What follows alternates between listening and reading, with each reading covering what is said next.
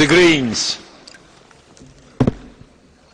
Chers collègues, j'avoue que j'aurais aimé que ce Parlement soit à la hauteur de la fierté des Tunisiens qui ont su abattre le dictateur Ben Ali. Chers collègues, le dictateur est tombé, mais la dictature, la structure de la dictature existe toujours en Tunisie. Et aujourd'hui, il faut faire très attention. Des gouvernements européens, la majorité de ce Parlement ont pendant des années soutenu la structure de la dictature et le dictateur tunisien. Encore la semaine dernière, la majorité des groupes refusaient un débat sur la Tunisie et refusaient une condamnation de Ben Ali. Ce qu'a fait la ministre des Affaires étrangères française, la ministre des Affaires étrangères, n'est que le dernier exemple de la complicité de l'Occident. Et pourquoi? Pour la peur, parce qu'on avait peur de l'islamisme. On a raison d'avoir peur de la dictature, de l'islamisme. Mais quand on a vu ces jeunes, quand on a vu ces Tunisiens qui n'avaient rien d'islamiste, qui se battaient pour la liberté, et M. Sidi Bouzid, qui s'est immolé, c'est le Yann Palach de la Tunisie, et quand Yann Palach s'est immolé, tout ce Parlement était derrière lui. Nous ne sommes même pas capables d'être derrière Sidi Bouzid. Voilà la vérité de ce Parlement. Alors maintenant, il s'agit d'agir pour la Commission.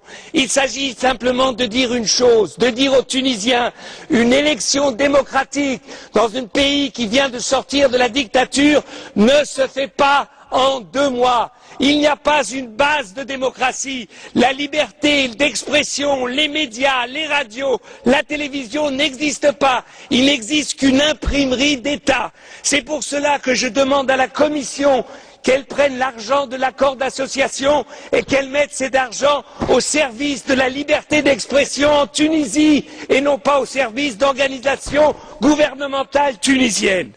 Deuxièmement, le gouvernement de transition n'est pas un gouvernement d'unité nationale. Pourquoi? Parce que la majorité de ceux qui sont battus ou qui sont en exil ne sont pas encore rentrés, ne sont pas reconnus.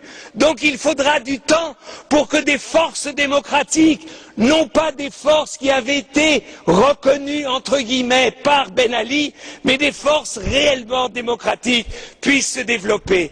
L'Union européenne doit démontrer que pour nous, ce qu'il se passe en Tunisie, c'est la clé de la compréhension et de l'espoir pour tous les pays arabes.